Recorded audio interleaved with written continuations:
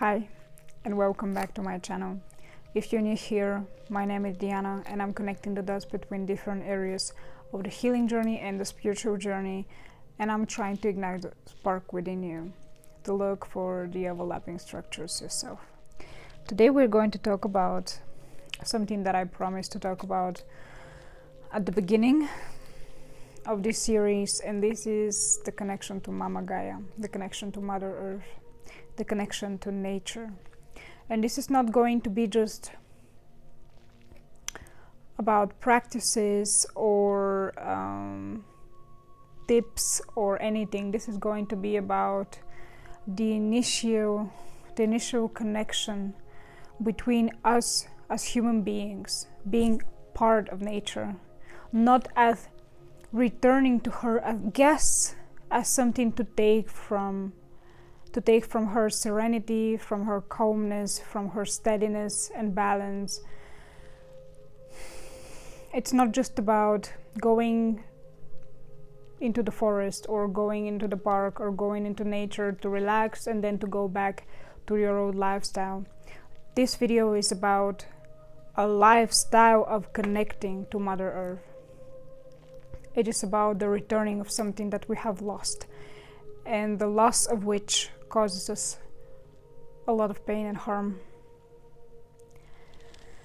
I have a little list of things that I want to talk about because there are a lot of things. This is probably going to be one of my longest videos up until now, but I want to dedicate this time to her and to you, because I believe that a lot of people need to be reminded of that. It's easy to forget nowadays, and living the life that we're living,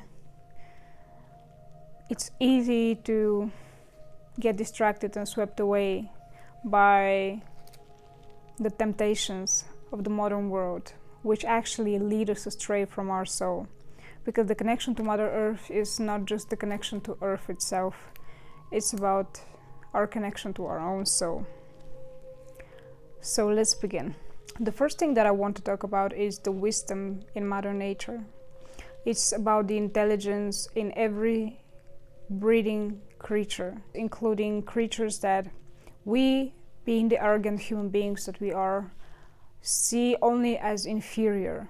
And a lot of people nowadays, especially in science, also refuse to accept that these beings possess intelligence. And this is not, of course, the intelligence of the human being. This is not how their intelligence, their way of existence is not like our intelligence. I'm not trying to compare, but denying the intelligence of Mother Nature, denying that there is not just interconnectedness, but there is higher power working through everything, is ignorant. To deny the intelligence of Mother Nature is to accept your own lack of intelligence. Just looking at the patterns in Mother Nature, the perfect geometry that I already talked about, in the perfect correlation between our bodies and plants and animals, and the way that everything coexists in Mother Nature, is insanity to me. We are the only species that want to be separate and live separately, out of balance, out of coherence. If you have seen this picture of eco versus ego, by eco we have that circle with every creature, every species together in equal balance, and by ego we have that pyramid, that triangle, and on the top of the pyramid is the human being. But I often question myself, I ask myself this question: if we were the most evolved, why are we the most destructive? Isn't the most evolved supposed to be the greatest leader, the most protective, the most caring, the one that is responsible for every other being, the one that is responsible for the higher order? Or we just believe that we are evolved, but we have so much to learn from what we perceive as inferior? Mother Nature has innate wisdom. This is the wisdom that has always existed. And if you just look at Mother Nature, when we as humans remove ourselves, this even happened during the pandemic, Mother Nature starts thriving. And it's not even thriving, it returns to its natural state and balance. We are the cause of the imbalance. We are, and not we as human beings, but the way that our consciousness has been programmed is the problem. We live, since children, the culture, the influence of the media, technology, conditioning, societal programming, the values that are installed in our little brains, the ways that our parents lived and showed us that life is supposed to be, schools, the rat race, all of that separates us not just from Mother Nature, but from life itself, from presence, from our soul, from connection to ourselves. Because the person that is connected to themselves cannot be separated from Mother Nature, because the more you learn about yourself, the more you go inward, the more you respect Mother Nature. The evolvement of consciousness is inseparable from the respect of Mother Nature. You are not an evolved human being. Your consciousness is not evolved, even if your ego tells you so. If you are not connected to Mother Nature, and I'm not talking about walking barefoot every day, but knowing, that inner knowing that you must respect every human being, every living being, that you are now bigger, that you must take care, that you must also nourish, that you must also replenish, because you are a part of that intelligence, the light of nature, the initial consciousness, higher consciousness that flows within every sentient beings. This is why the societies that were considered tribal, primitive, were actually way more evolved in consciousness than the Western society, because they were living in sync with Mother Nature, and they knew how to respect, honor, and take her resources with gratitude, and to return back to her, to not exploit her. And this is why, in order to return to that way of living, of being connected to Mother Earth, we need to decolonize our minds, our psyche, and to really have a very serious look at our ego.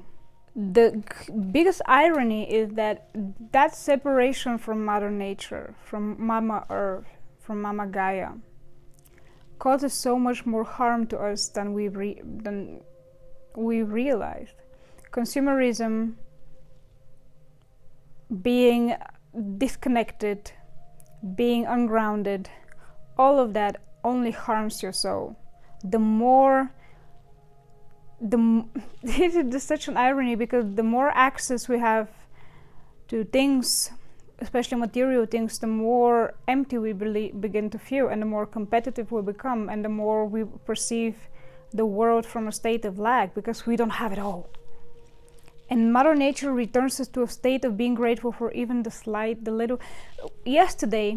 Not yesterday, in the last couple of days, because I'm in the forest now. And this is not this is wallpaper, just to be clear. I've been foraging for some wild strawberries, and that, just to gather a cup of wild strawberries, I needed to kneel or to bow, I don't know how many times, for each one. You can imagine how many are necessary to fill one big cup. And when you eat them, they just disappear so fast, and you eat slowly. You enjoy them. You sniff that great aroma that they have. You enjoy the smell. You enjoy every little strawberry, because you needed to bow down to pick it up. You needed to give something, to give your labor to get it in return. And this is why our ancestors respected bread and food on the table so much, because they knew the price of it. And nowadays we don't know the price of anything. because we are not doing anything. We just go to the shop, to the mall, to the grocery store, and we buy things that are not even real food anymore, to be honest, most of the times. And what? And even I make my homemade cosmetics. I've already told you that. You can check my Patreon. I have already a lot of recipes about different things, about different cosmetics. This is my eye cream. This is from Dandelions. I foraged myself. I prepared the infused oil myself, and then I made my eye cream myself with just the smell, because I added some essential oils and I mixed the recipes on my Patreon. You can check it if you want. But this is my eye cream, and just the fact that every piece of that cream, except for the preparation of the oils, is made by me, makes it so precious to me. I value this so much more than anything that I bought, no matter how expensive. And I don't even buy expensive cosmetics anymore, because I try to make everything myself. But we have lost that. We have lost that process, that connection to know. I'm telling you again, when you go to through that process, and this is something so small for me. This is something that doesn't even take any, yes, it's physical labor, but it's something so small. It's just gathering some herbs or some strawberries. But if you think about the labor, the amount of labor and time and luck, because the weather conditions are not always good. If you think how much time and effort our ancestors needed to put in order to eat, in order to have bread on the table, because after you need to sow, and then you need to reap, and then you need to prepare the food, you need to store it, it needs to go through a process in order to be stored properly, and then when you cook it, everything is done by the people themselves, and it's hard earned, and it makes you value and appreciate every little thing. And this is why in so many cultures, maybe in every culture, so many of the rituals are also connected to food. In one way or another, food is connected to many of the rituals. Products that are, for example, the preparation of bread or something else, depending on the culture. They knew the power that comes from nature, and they knew how to harness it and how to respect it. Because Mother Nature is this is also, we talked about it in the Mother Wound, the primordial mother, the great mother, the great cosmic and earthly mother, Mama Gaia. She nurtures. This is also in tarot, the archetype of the Empress. This is why in many decks she is represented with a womb. She's pregnant, and the belly is also in some decks the Mother Earth, the planet Earth itself, because this is the Mother Earth gives birth for us. And when we talk about the womb later on, the darkness of the womb is just like the darkness of the soil that is necessary for the seed to grow. And just all of the occult rules and laws are written in nature. You can find it in nature, and I've already talked about it. I can show you, wait just a minute. I wanted to show you, this is from today. I went to gather, I'm not sure about the name in English, it's Achillea millefolium in Latin. If you just look at it, I try to focus. Okay, we'll try so. The leaves, the patterns, it's stunning. It's so beautiful. And the flowers, so many tiny flowers. The way that the flower is shaped. And this is great by problems with ovaries or your womb, by the way, for painful periods or infections. Then we have I will put the English name, but this is Hypericum perforatum in Latin, and it's great for depression, or it's great for many things. But look at the patterns, completely different. The leaves, how they are shaped, one like this, the next one like this. The flower, how different the flower is. And then we have thyme. I'm sorry, my hands are always shaking. I would try with my bow hands, but this is thyme, wild thyme. This is the family Lamiata, beautiful. This is the mint family. Smells amazing. They're so different plants, and to look at these plants, and every plant is related to a specific principle, and every principle corresponds with the body, the way it works in the body holistically. For example, stinging nettle is related to Mars, and it stinks. Mars energy, it burns, fire, it causes pain. It is also the shape of the hairs that have I forgot the name in English of this acid, formic acid. I believe it's for formic acid in English, but it's I studied all of that in another language. This is why I'm not sure about an English name. This is the body, the hairs of the plant are shaped like spike, and this is also Martian energy.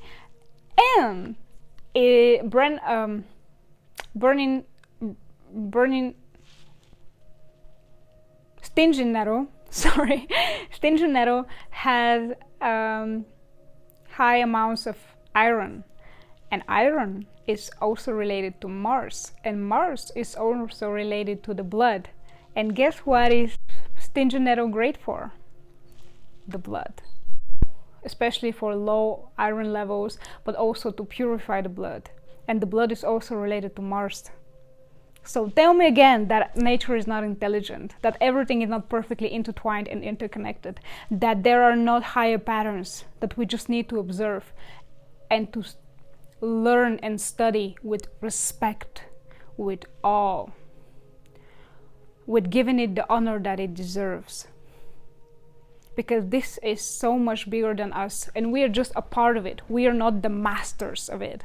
We are not the one to exploit and use for our benefit. We are just in that eco picture. We are a part in the circle. We are in a circle. This is why I love the symbol of the circle. We are not in a pyramid. We are in a circle. Later on, when we talk about the witch trials, the women who were healers, not just women, they were men as well, but mostly women, they knew that. They knew, they learned, they studied with their hearts. They studied Mother Nature to their connectedness to Mother Nature. They didn't study nature from books. They studied her from their psychic connection to Mother Nature. And of course also from tradition and knowledge passed on. But what I'm trying to say with that is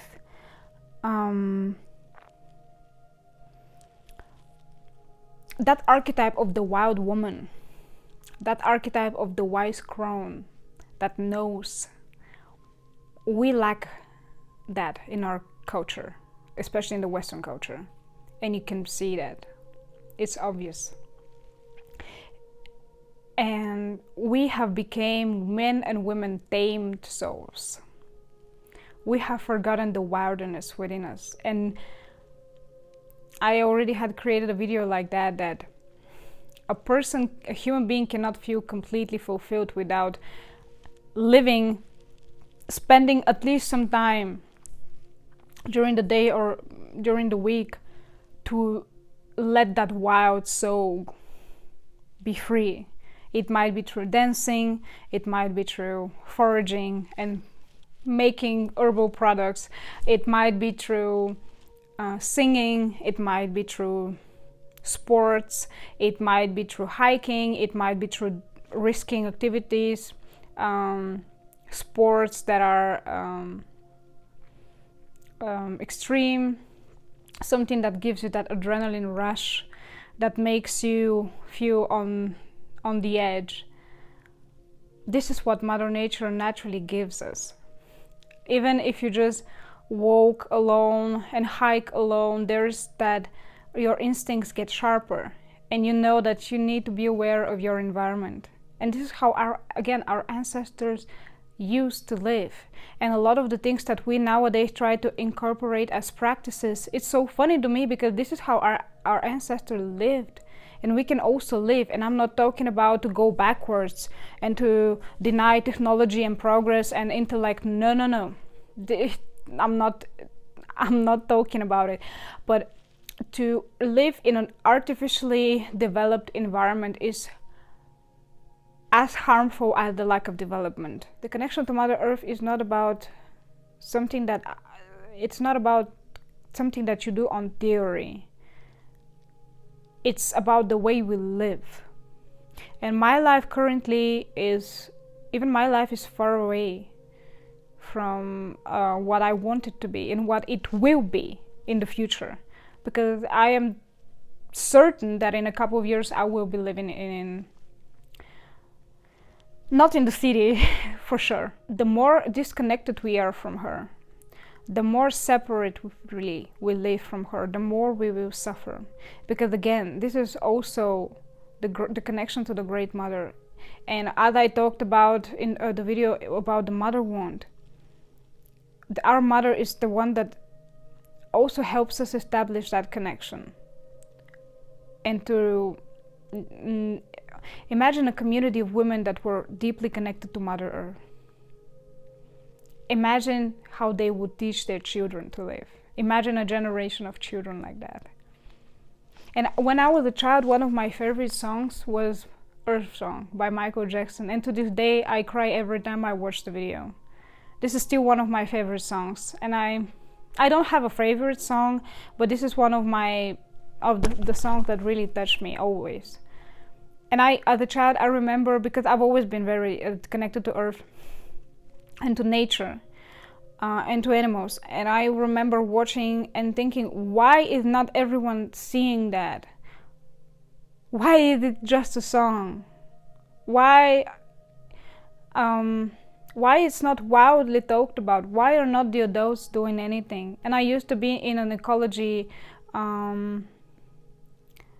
extracurricular activity, and it was in the 5th grade, and I will never forget just reading facts because we needed to make a presentation back then. And I remember that I was reading about the degree of pollution of the oceans and the jungles, and I remember the way my heart was sunken. And I didn't understand why are the adults not caring? Why it's just a fact? Why it's something that we just read and yeah, sure, oh, so bad, too bad. It's affecting you directly.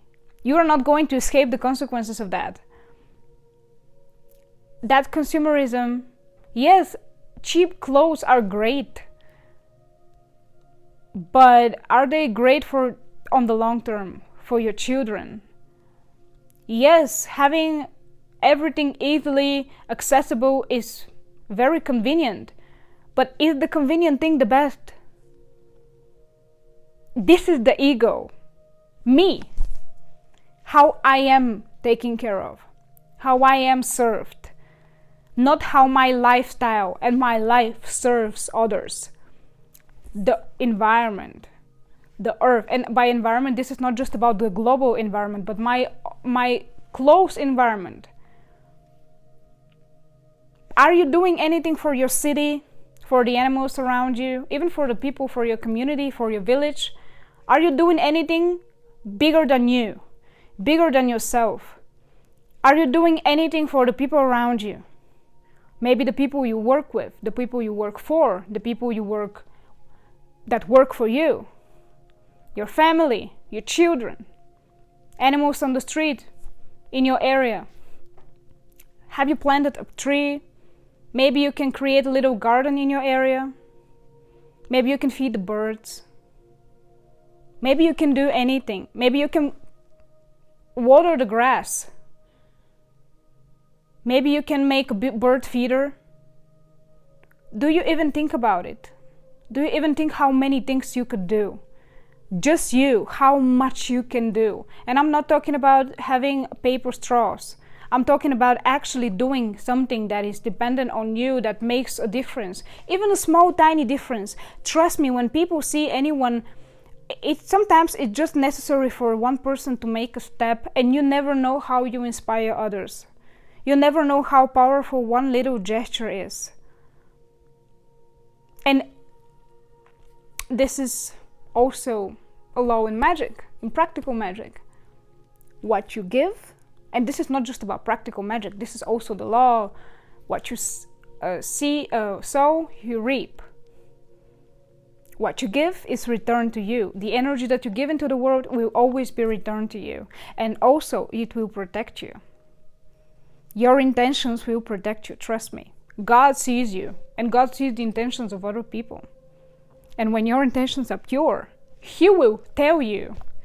God will make you feel people's intentions around you, because this is also a form of protection. Because for example, if you look at it like that, if you were a person that had a great team, a very big team, and there is one person that does so much for the others. This is the person that takes care of others.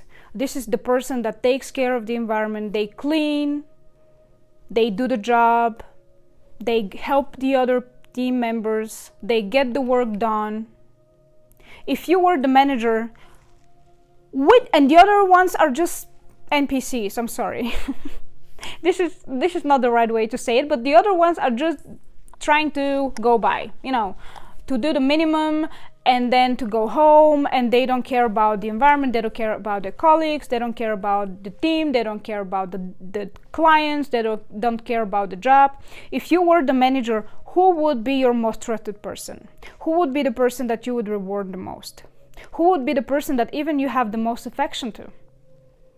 It's the one that does the job. So you can see the universe as your manager. The more you give, and I'm not talking about draining yourself and letting people suck you dry. This is not about people pleasing. This is about genuinely giving from kindness, from heart, from purpose, from calling. This is about being, and this is not something benevolent. This should be the standard. You trying to make the world a better place should be the standard. And again, not by changing the world, but by you giving more beautiful energy to the world. You doing something without being asked, without wanting the reward, without forecasting it. Another thing about Earth is that it's often underestimated. But people forget that even Earth as an element is holding the others. We are on planet Earth. And when earthquakes happen, this is the most disastrous thing that can happen, because Earth is steady and grounded. But when Earth shakes, volcanoes erupt and then tsunamis follow, together with the destruction of the earthquake itself. So don't underestimate the power of Earth and how giving and nurturing it is, even as archetype. But how much destruction in nature and in the way everything exists, polarities are the part of the same thing. And this also counts about humans. The more light a person can be, the calmer, the more giving, the more understanding. Once you poke their dark side, you will have to experience something that you've never experienced before. And this is also why they say that the anger of the person with a good heart is the worst and the most dangerous, because it's just anger. This is not anger that will come from being jealous or being this is not ego-based anger. This is the anger of the lack of justice. This is the anger of real hurt, real disappointment, when the patient has run out and now you have to bear the consequences. Something that personally Mother Earth has taught me is also self-worth. And Mother Earth is, again, the connected to the Great Mother and the feeling of self-worth. And she doesn't need to be noticed, but she always blooms. Just like the sun always gives and doesn't need your approval, your validation, your permission, or doesn't whether you like it or not, the sun will rise again. And just like that, Mother Earth will bloom again, and she will be reborn again every spring, and she will rise again after the season. And the season of darkness is also necessary. Winter is a great time of growth, of retrospection, of going inwards, of the seeds being planted, now growing under the soil, so they can sprout in the spring and they can bloom in the summer. I've been thinking a lot about it lately, because the last couple of weeks and especially the last couple of days have been a time for me to finally see so many things that I used to ignore in the past. But now I don't ignore anything anymore. And now I see not just myself, but all the people that benefited from me not fully seeing myself in the past. I see everything and I feel everything. And it's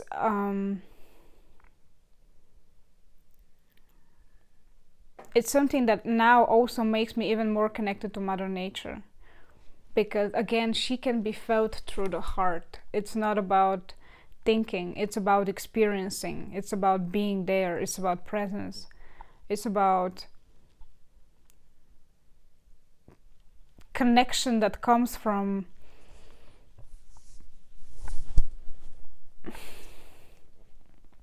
merging consciousness. It comes from standing still and feeling. I don't know how to explain it, but it's beautiful. And it's something that people really we need to return to as society. The more connected we are to Mother Nature, the more insane it feels and sounds. It feels like a crime to waste, misuse, abuse her resources, her animals, her plant, her beauty, her land, her soil. And we have a long way to go. We need a lot of work. The connection to Mother Earth is that also related to intuition. She shows us in symbols and signs so much about the world around us.